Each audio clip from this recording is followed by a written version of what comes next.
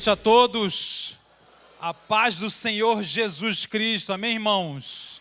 Que legal estar aqui com vocês. É uma honra, um privilégio. Eu queria avisar que eu estou com uma tosse canina. Eu estou tossindo muito. Então eu vou ter que falar, tossir e falar de novo. Aí bebo água, tá bom, gente? Vocês me perdoam, mas é que eu estou realmente com uma tosse maravilhosa, tá? Meu nome é David ou Davi.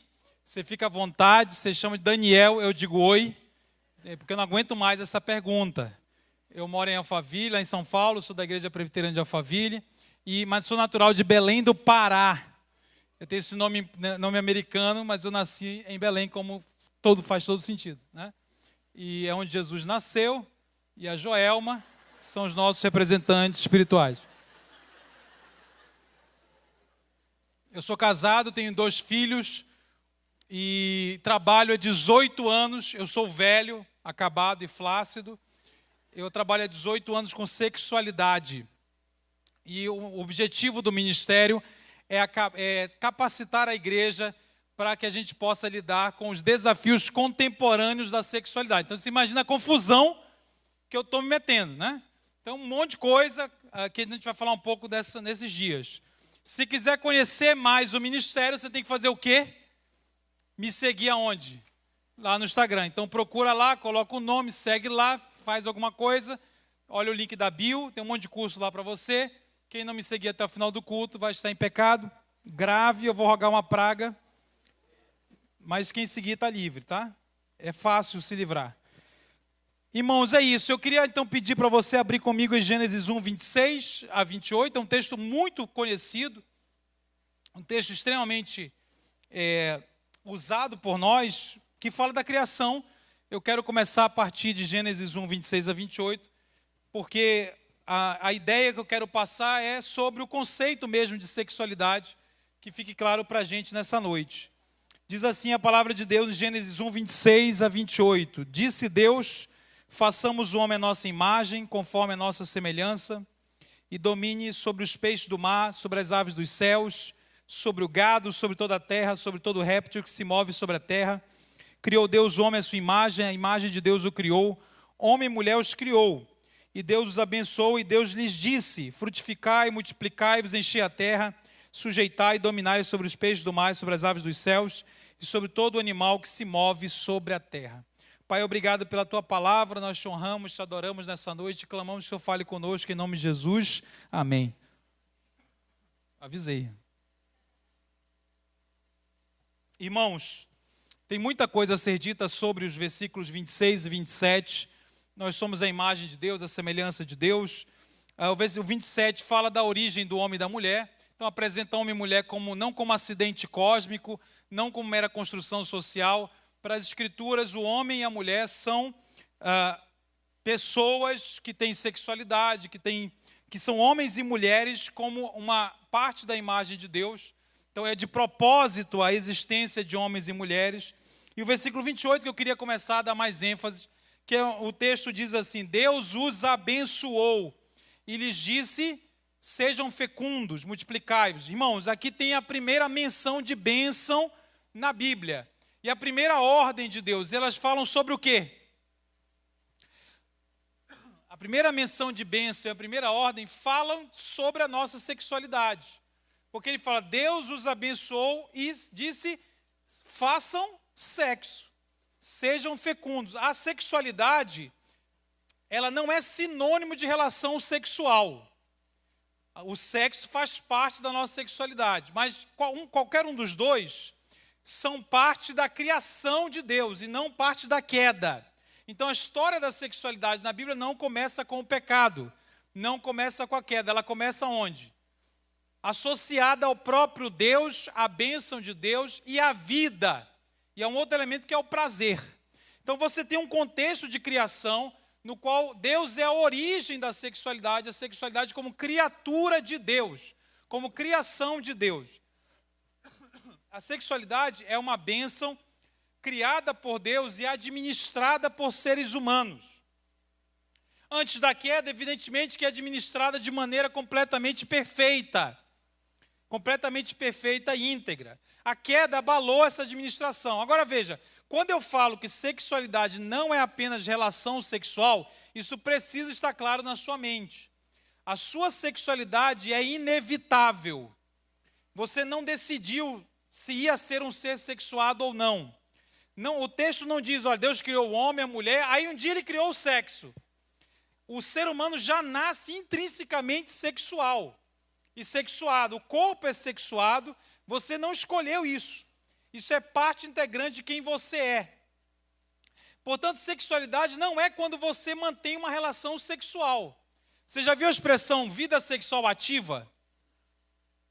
A pessoa fala assim, fulano tem vida sexual ativa. O que ele quer dizer? Que a pessoa começa a fazer o quê? Fazer sexo. Mas não dá a impressão que quem não está fazendo sexo tem uma vida desativada? Existe vida sexual desativada? Não, mesmo em abstinência sexual, você está com a sua sexualidade funcionando a toda hora, desde que você nasceu. A sexualidade é inevitável e inerente à condição humana e reflete o caráter e a imagem de Deus. Criada perfeita como uma bênção associada ao próprio Deus, à vida e ao prazer. Essa é a história, como a história começa nas Escrituras. Nossa, até eu estou dizendo, meu Deus do céu. Maravilha. Vou chegar até o final bebendo água loucamente com o camelo. Vamos lá. A sexualidade, portanto, é apresentada nas Escrituras desta forma. Nós somos os administradores disso. Então, quando eu falo a palavra administrar, é importante que você tenha isso em mente. Porque quando eu era menino, eu cresci na igreja. Não me falavam dessa forma. A sexualidade para mim era uma coisa que eu tinha que resolver. Era uma coisa que eu tinha que fazer parar. Eu lembro que eu via pornografia, eu era adolescente crente, eu não conseguia parar de ver pornô. E a ideia que me passava era assim, olha, se você for uma pessoa muito espiritual, fizer coisas espirituais, ler a Bíblia todo dia, orar todo dia, vir por todos os cultos, que ouvir Cassiane o dia inteiro, você vai se tornar uma pessoa capaz de não ter sexualidade. Esse negócio não vai te atrair. Então eu fazia, me decepcionava, porque a pornografia continuava chamando a minha atenção, continuava despertando em mim interesse. E eu orava, tira de mim. Você já orou assim? Tira de mim, arranca, me capa. Pega a tesoura. Me capa, me tira o prazer, arranca de mim. Eu queria devolver, não era, olha, toma aqui e administra. Não, toma aqui, não, não quero não, pode pegar. A sexualidade, irmão, vai te acompanhar. Você vai ter que dar conta desse negócio. Não quero, presta atenção, irmão. A sexualidade vai te acompanhar. E é uma bênção. O problema é que a queda nos tornou incompetentes para administrar a própria bênção. Você já parou para pensar que você não precisa de uma maldição para se dar mal? Bastam as bênçãos mal administradas? Se você ganhar $1 bilhão, você não se torna uma pessoa necessariamente melhor. Não porque $1 bilhão é mal, é porque não necessariamente o seu coração sabe lidar com o recurso. A sexualidade é uma potência, é uma faculdade, é um recurso a ser administrado. E, queridos, só tem 2 sexualidades possíveis nas Escrituras. Preste atenção nisso. Só existem 2 sexualidades possíveis nas Escrituras. A primeira é aquela na qual eu administro os meus desejos, afetos e prazer, visando a glória do Criador e fazendo do Criador a fonte de felicidade. Atenção para cada palavra que eu estou usando aqui. Eu administro os meus desejos, afeto e coração, visando a glória do Criador e fazendo dele a fonte de felicidade. A sexualidade número 2 é aquela na qual eu administro os mesmos recursos, visando a glória da criatura, que é você ou outra coisa. E fazendo da criatura a fonte de realização e felicidade. Então, aí que se divide o tipo de sexualidade na Bíblia. Não tem nada a ver com sexualidade homem e mulher, não é se você é solteiro ou casado, não é se você tem atração heterossexual ou atração LGBT ou homossexual. Não é isso que divide. O que divide é para quem você vive. Irmãos, isso nos leva a entender o seguinte: o que é a queda? Eu falei da criação, eu quero falar da queda. A queda não foi sexuada, não foi sexo, não tem nada a ver com sexualidade. A queda, em resumo, foi uma atitude de independência de Deus. Você quer uma frase para resumir a queda? É a independência de Deus. E esse é o nosso maior pecado. Os pais muitas vezes me procuram e falam: pastor, conversa com a minha filha, ela tem 15 anos, e ela disse que vai namorar a melhor amiga. Ela foi criada na igreja, a gente não sabe o que fazer.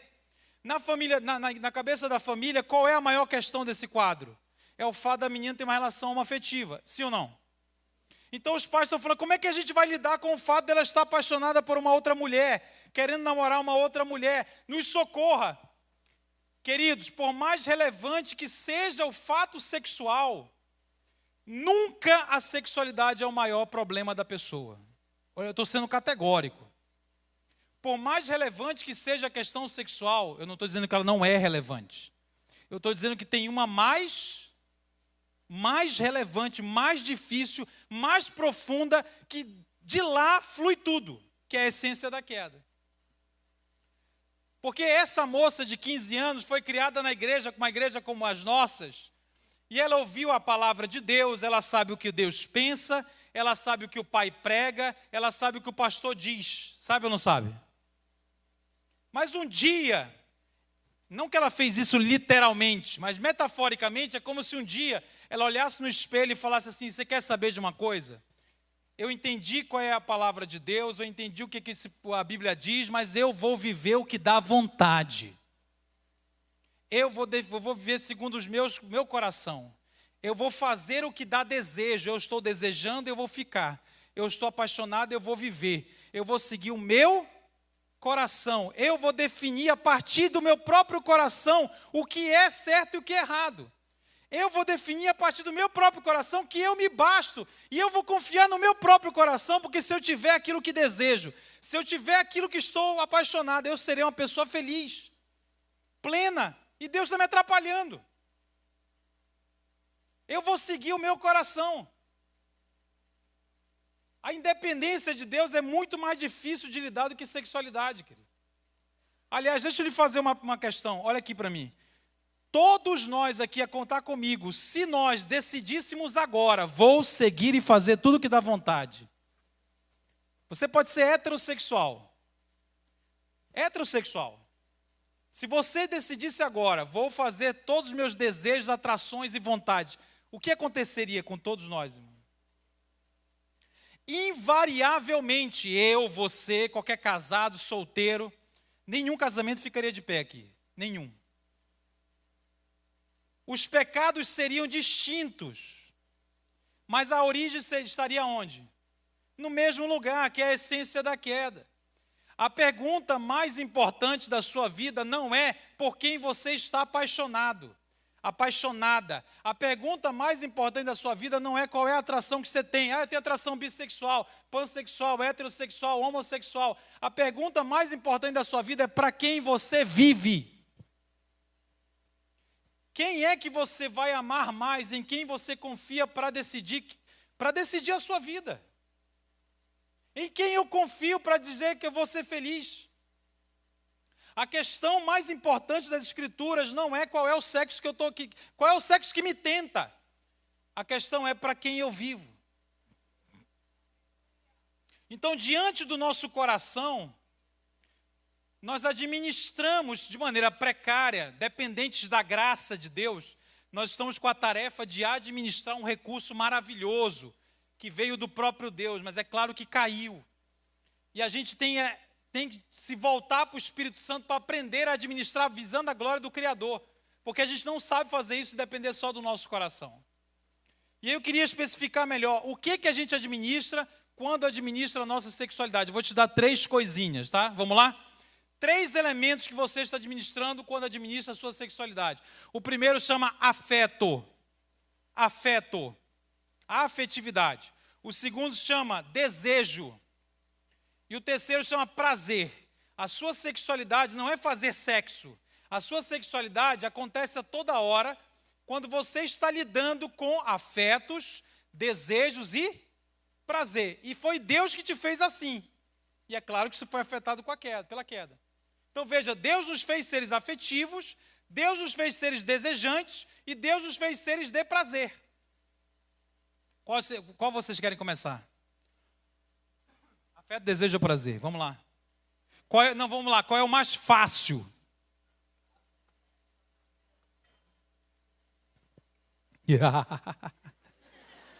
Afeto é mais fácil, irmão? Você nunca viu um dorama? Mano, eu odeio isso, irmão. Eu odeio muito isso.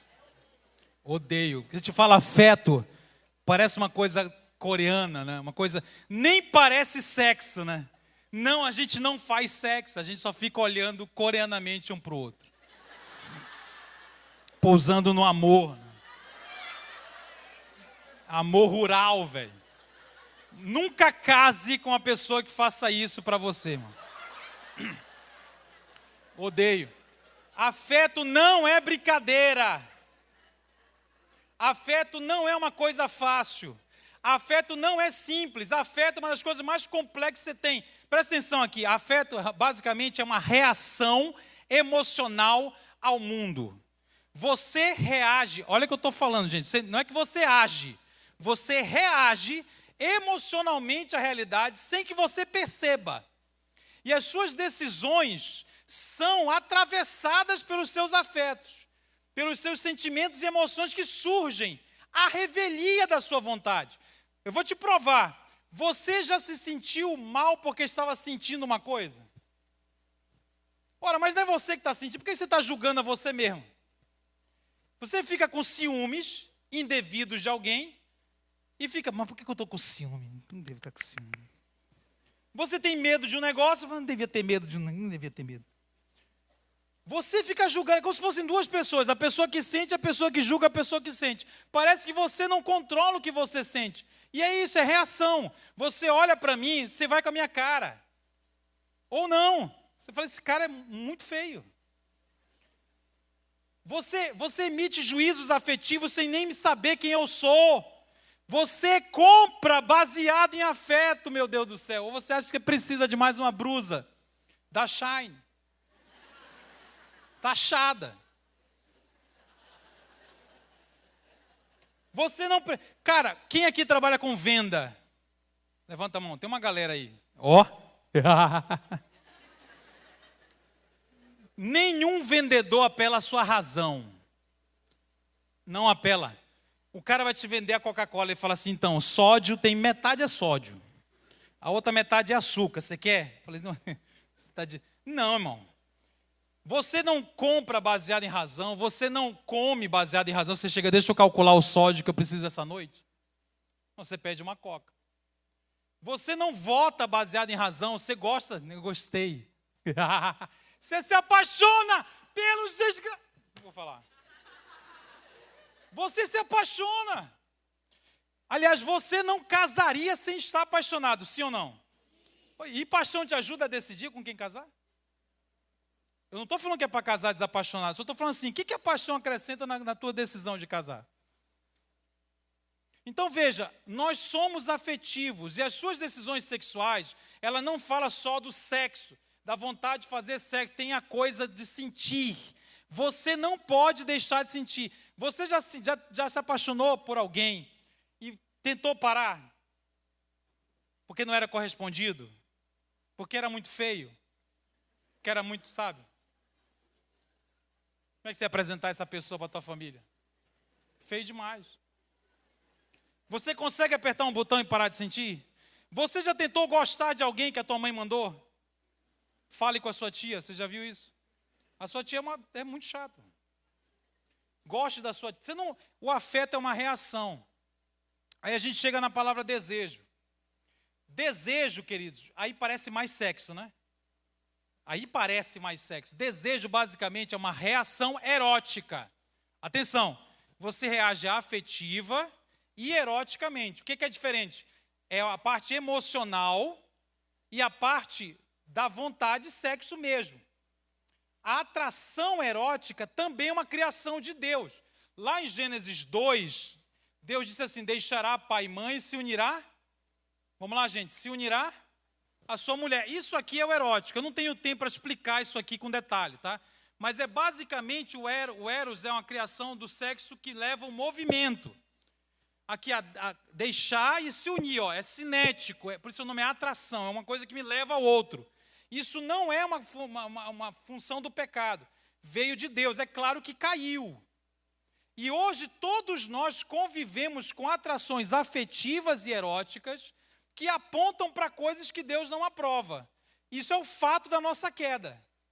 Por que eu tenho atração que aponta para coisas que Deus não aprova? Mesmo quando eu nasci de novo, mesmo fazendo a coisa certa, por quê? Porque eu vivo num mundo caído. Uns afetados de um jeito, outros afetados de outro. Preste atenção, entre o que eu sinto e o que eu creio se estabelece uma tensão. Por exemplo, eu creio que eu devo ser fiel à minha esposa. Amém, irmãos? Me ajudem. Fidelidade à minha esposa é um afeto? É um sentimento? Você já sentiu fidelidade? Você acordou de madrugada e falou, preciso ser fiel. Uma vontade de ser fiel. Toma aqui os R$50. Quem não entendeu a referência, eu lamento, irmão.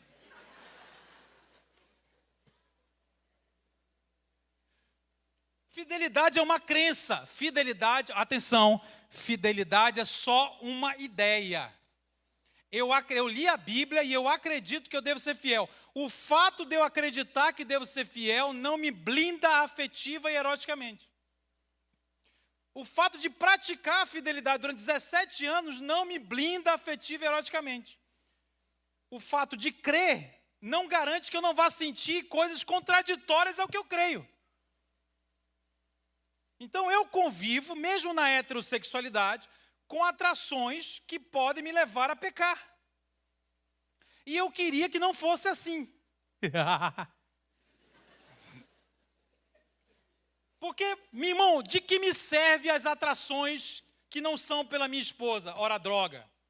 A Gisele Bündchen é uma pessoa atraente. Me serve para alguma coisa? Para porcaria nenhuma. Eu vou te contar meu testemunho.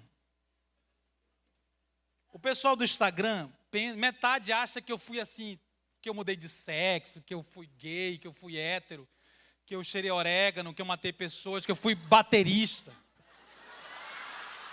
Coisas graves. Metade tem certeza. Já chegaram com a minha mulher e falaram assim, como é ser casado com ex-gay? Aí eu falo, não, mas eu não fui gay. Não adianta, irmão, não adianta. E aí, meu testemunho é chato, se eu contar aqui, você desvia. Diz tão chato que é. Eu sou neto de pastor, filho de pastor, casei virgem com a primeira namorada, sem beijar na boca. Hétero, desculpa! É muito chato. Eu conheci ela no retiro de adolescente, que eu fui pregar aos 19 anos. Quem é que faz isso, gente? Aos 19 era para estar cheirando alguma coisa. Estou brincando, eu estou brincando. Eu estou brincando. Cara, eu fui assim, sabe? Hétero padrão, gordo, branco, quase um fascista. Com nome alemão, né? Heiker. Eu vou te falar da heterossexualidade, porque a maioria estatística da igreja é heterossexual nas suas atrações. A maioria. E você sabe que uma parte do problema da igreja é que os heterossexuais acham que eles não estão diante de um conflito de atração. Eles acham que eles não estão. Eles não, nós achamos que nós não estamos. Irmão, se eu era um solteiro heterossexual, todas as meninas que me atraíam poderiam me levar a pecar. E eu decidi vou fazer sexo só quando casar. Isto não me garante nada. Eu convivi todos os dias com a possibilidade de pecar. O que é que me fez não pecar? As atrações que eu tenho eu não decido. Eu decido o que eu faço com a atração que tenho. Eu não decido a atração que eu tenho. Eu queria, na época, eu queria fazer o quê? Apertar um botão, fazer uma oração. E aí, de repente, ficar offline. Não atraído por nada. Aí quando ela surgisse, sem que eu soubesse quem é, mas Deus sabia, então quando ela surgisse no horizonte, perto do bebedouro. É sempre perto do bebedouro. Aí teria uma atração só por ela, fatal, assim. Vocês já viram o Crepúsculo? Vocês não deveriam ter visto o Crepúsculo. Vejam The Chosen. Mas vocês viram a droga do Crepúsculo. O Jacob, ele tira a roupa no Alasca. Ele tira a camisa, não faz sentido, tá frio. Ele é o lobo. E você já viu quando ele fica, ele tem uma filha do Batman? O vampiro que é o Batman, velho, é o mesmo ator. É o mesmo ator do Elvis, te enganaram, é o Batman. A filha do Batman, ele tem como é o nome que ele tem com a menina? Caramba, vocês sabem! Cara, minha esperança é falar em alguma igreja de ninguém sou, mas vocês sabem. Por que vocês não estão vendo a Record, velho? E ele tem uma ligação só com a menina. Eu queria um imprint com a minha mulher. Falei assim, só vou ter atração por ela. Eu consegui isso. Isso não existe. Você vai ter atração toda hora. Toda hora é exagero. Vai ter atração frequentemente que pode te levar a pecar, porque você não consegue escolher só ter a atração que você quer. Você vai decidir o que faz, dependendo para quem você vive e quem você ama mais. Irmãos, eu vou te contar uma história para chegar na questão da homossexualidade. Presta atenção. Um dia eu estava no Instagram, eu recebo um monte de direct. Uma irmã que eu não conhecia me mandou um direct. Ela disse assim, o seu ministério é uma bênção. Mas quando eu te vejo, eu sinto coisas que não deveria.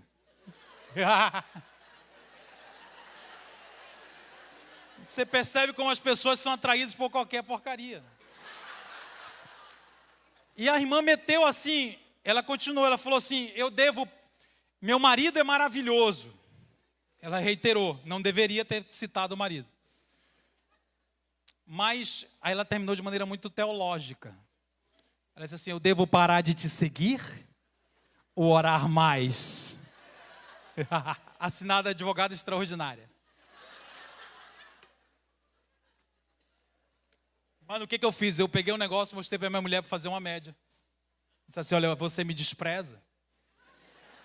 Às quartas-feiras, há quem queira. Tô brincando. Eu mostrei para ela falou, olha, doida, maluca, né? Eu apaguei e bloqueei a doida. Se ela estiver nesta noite aqui, irmão, nosso amor não é possível. Você é humano, eu sou vampiro. Cara, eu falo isso no Brasil todo, vai ter uma hora que ela vai estar lá atrás, vai, eu te amo! Eu vou ter que sair correndo, velho, para a glória de Deus.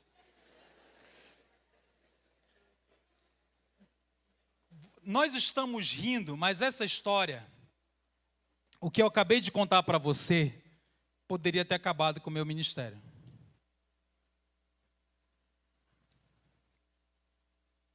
O que eu acabei de contar para você poderia ter acabado com o meu casamento. O que eu te disse, que nós reagimos emocionalmente, eroticamente à realidade. Ela falou, eu sinto que não deveria. Ela está falando da reação dela. Diante da reação dela, o que ela decidiu fazer? Me mandar um direct. Ela precisava fazer isso? Claro que não. Agora me conta aqui, o que eu sinto quando leio isso? O que eu sinto? Eu sinto muitas coisas, uma coisa muito boa. Eu também reajo eroticamente, afetivamente. Só que a gente está rindo. Você sabe por que você ficou confortável? Porque você, na sua mente, em questão de segundos, você separou o que eu sinto e o que eu fiz e quem eu sou. Você separou 3 coisas. Você entendeu que o que eu sinto é só o que eu sinto, não define quem eu sou e não define o que eu faço. Aí eu falei para você que eu apaguei mesmo. Aí você vai, o que ele fez? E quem ele é? A gente separa. Porque nessa história, como é heterossexual, fica mais fácil. Ah, irmãos, eu sou um cara de 38 anos, sou pastor, estou falando no microfone, no púlpito, que tem uma mulher que me tentou e eu disse não. E está tudo bem. Você continua me olhando do mesmo jeito. Enquanto isso, irmão, tem gente de 12 anos, de 14 anos, coitado, que tem atração homossexual, ele não pode falar com ninguém. Porque se ele chegar e disser, eu tenho atração pelo mesmo sexo, como é que a gente vai olhar para ele? Ele também não escolheu a atração que tem. Ele vai escolher o que fazer com ela. Só que, se ele falar, a gente vai olhar de que forma? Mas eu pensei que você era crente. Mas eu pensei que você já era liberto. Irmãos, uma pessoa liberta não é aquela que não convive com atrações que podem levar a pecar. Porque se esse é o critério de liberdade, tem alguém liberto aqui? Não tem ninguém liberto aqui. Aí você fala, não, eu só tenho, sei lá, quem é casado aqui. Não, eu não sei que loucura é essa, eu só tenho atração pelo meu cônjuge. Sei. A vida é chata. Eu só tenho atração pelo meu cônjuge. Irmã, você pode até só ter atração pelo seu cônjuge, mas você não pode dizer que eventualmente, potencialmente, pode acontecer uma atração por outra pessoa. Porque se você disser isso, você entra na soberba. Nada me tenta. Como assim nada vai te tentar? Que história é essa? Aí você cai mesmo. Então, queridos, nós precisamos entender que o que nós sentimos é apenas o que nós sentimos. A nossa geração tem colocado os afetos e as atrações sexuais como base da identidade da pessoa, como base de tudo. Tanto é que quando se prega sobre qualquer acontecimento heterossexual, por exemplo, divórcio não, adultério. A pessoa que adultera, ela fala assim, eu tenho que abandonar uma coisa que eu faço para seguir a Cristo. Quando se prega sobre homossexualidade, qual é a reação? É diferente, a pessoa fala assim, então para seguir a Cristo eu tenho que deixar de ser quem eu sou? Porque houve um atrelamento entre quem eu sou e o que eu sinto. Esse atrelamento é a maior mentira contemporânea pregada em toda a produção cultural contemporânea. Você é o que você sente. Minha filha tinha 12 anos. Ela chegou comigo e falou assim, pai, na minha sala tem um assexual. Você sabe o que é um assexual? Não tem atração por ninguém. O menino tinha 12 anos, deu tempo não. Tinha 2 pelos pubianos. Todo dia ele dava uma penteada para ver se crescia o terceiro. Glória a Deus. Tem um gel. Depois eu te passo. Moleque, 12 anos. Só assexual. Aí ela falou assim, ele está afim de mim.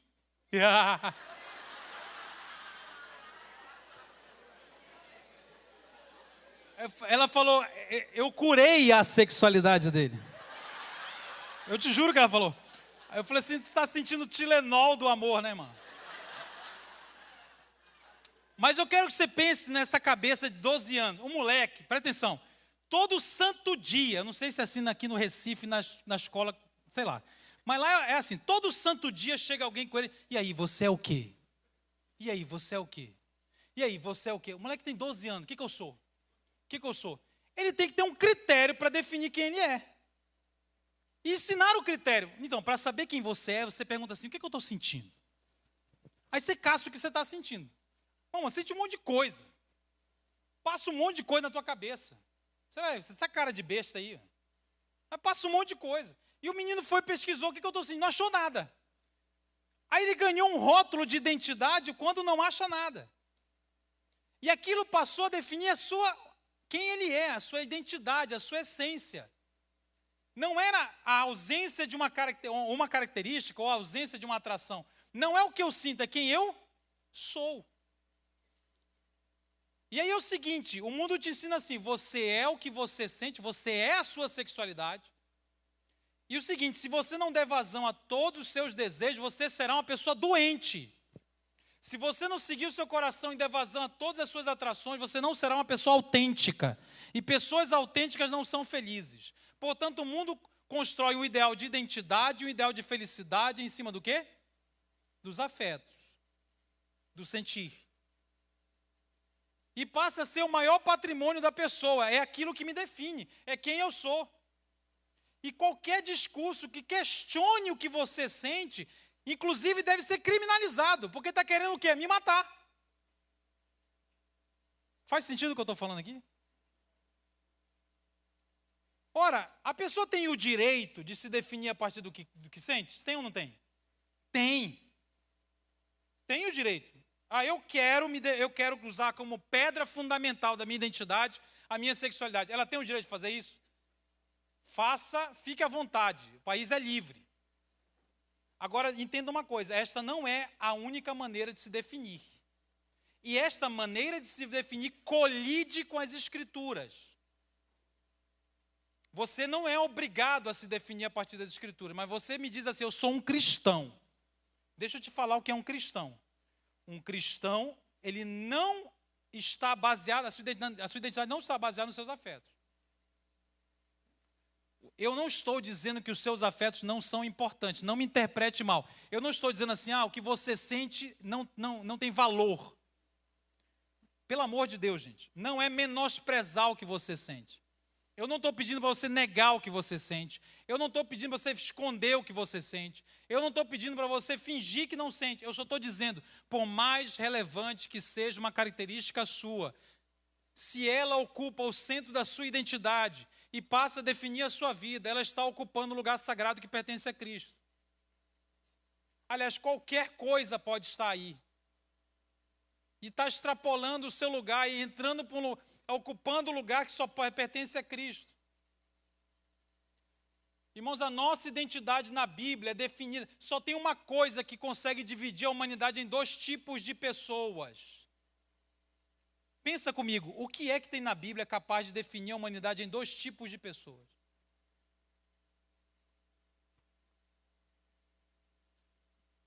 Duas identidades espirituais.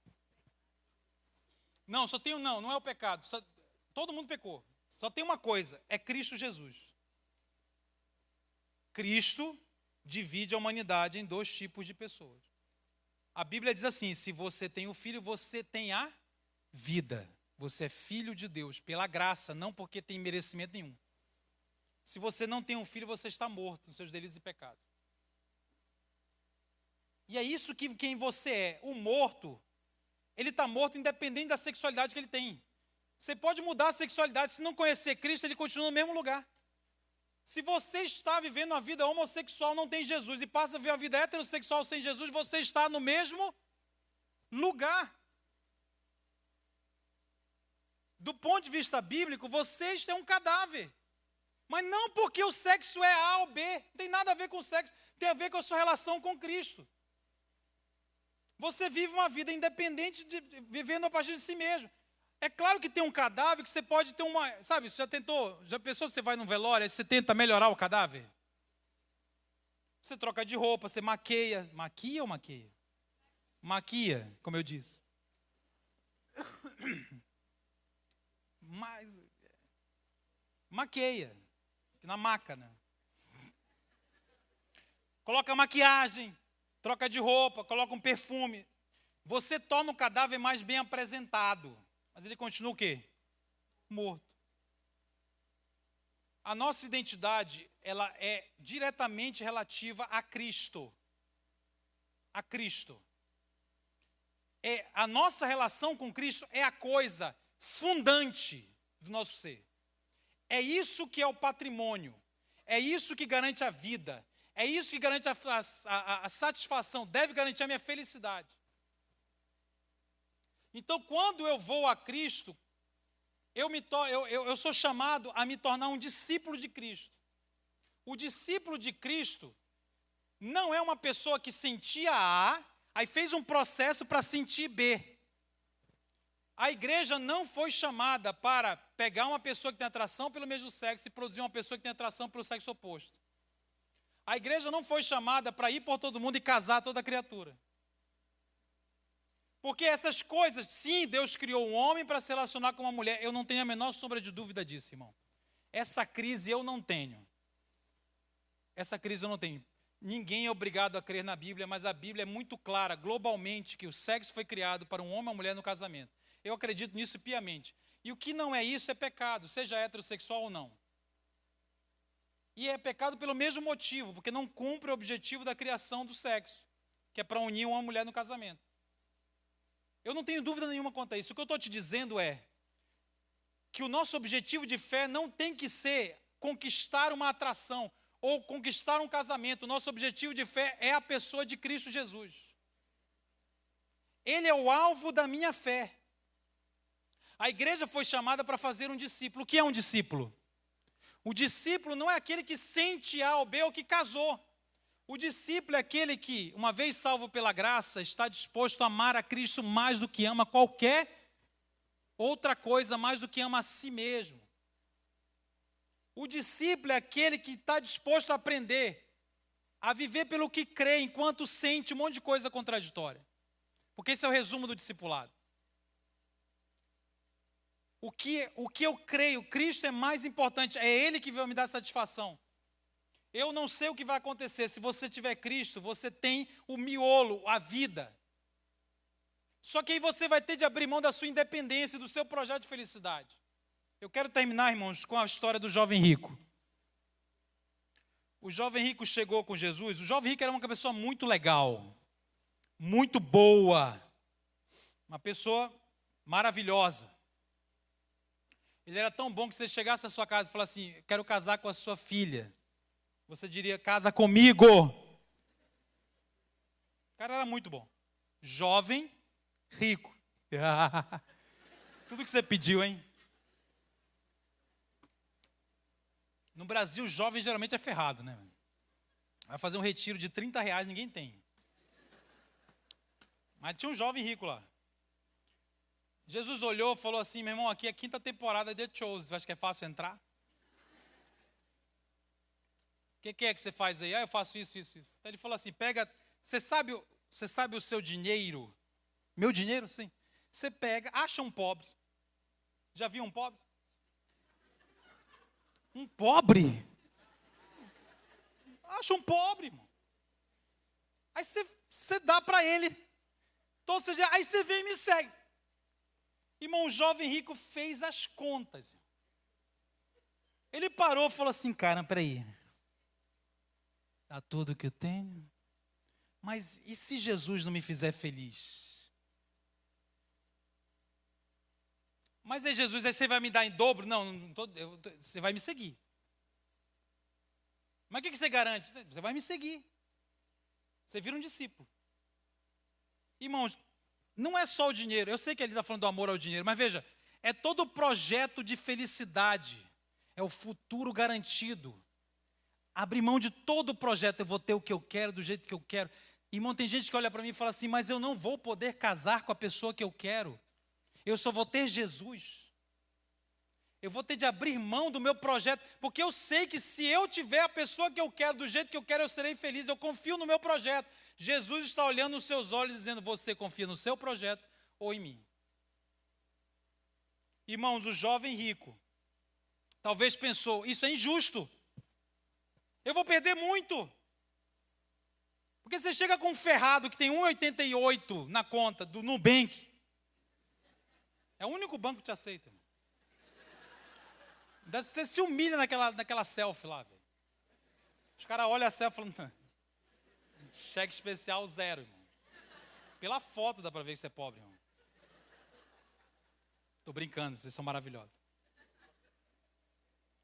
Pega o cara, aí fala assim, dê tudo para os pobres. Ele fala, irmão, demorou. Aceita as Pix. Aí o jovem falou assim, caramba, eu vou me perder muito. Irmãos, o jovem rico olhou nos olhos de Deus. Olha para mim aqui. Não era um vendedor, não era um anjo, não era um pastor, não era um preletor persuasivo. Quem era? Deus encarnado. O Filho de Deus. Ele olhou nos olhos de Deus, virou as costas e foi embora. Ele confiou no projeto dele. Você vai seguir aquilo que ama mais. Lucas 14, 26, Jesus falou, você quer ser meu discípulo? Se alguém vem a mim, não interessa quem é esse alguém, qualquer um. Se você vem a mim, você tem que aprender uma coisa. Para ser meu discípulo, você tem que me amar mais que a sua mãe, o seu pai, seu irmão, o seu filho, mais que você mesmo. Porque nós sempre seremos devotos daquilo que amamos mais. Então a sua sexualidade é a consequência dos amores do seu coração. ou nós vamos confiar nos nossos projetos de autonomia, vivendo segundo as nossas regras, para a gente e da gente mesmo, ou a gente vai encontrar o autor da vida e falar assim, eu perco tudo, mas eu tenho Cristo. E é Ele que é Ele. Eu não sei se você tem a heterossexualidade, se vai casar, pode ser que case, pode ser que você não case, eu não sei. Eu só sei o seguinte, eu tenho Cristo. Se eu tenho Cristo, eu tenho a vida. Jesus não é uma religiãozinha que eu vou frequentar, Jesus é a minha vida. E independente do que sinto, eu decidi aprender a viver amando a Ele mais do que tudo. Vamos orar. Pai, obrigado pela Tua palavra. Eu quero te pedir graça, Senhor, nessa noite. Eu quero te pedir que o Senhor nos mostre o nosso próprio coração. Eu clamo para que o Senhor nos ensine, não sobre regras sexuais, mas ensine sobre o nosso coração, sobre aquilo que estamos depositando a nossa confiança, sobre como estamos administrando os nossos sentimentos. Todo mundo aqui tem uma atração, tem uma paixão, tem um negócio que a gente não queria ter. Todo mundo aqui, Senhor, nos ajuda a olhar para o Senhor, a olhar para o Senhor. Nos ajuda a te amar mais, nos ajuda a viver para o Senhor e não para nosso próprio coração. Quebra a nossa independência, nos humilha diante do Senhor. Eis-nos aqui, pela Tua graça, nos ensina, porque se depender de nós, nós não conseguimos. Nós queremos Te conhecer, nos definir a partir de quem Tu és e não a partir do que sentimos. Para a glória do Teu nome, em nome de Jesus, amém e amém. Deus abençoe, irmãos.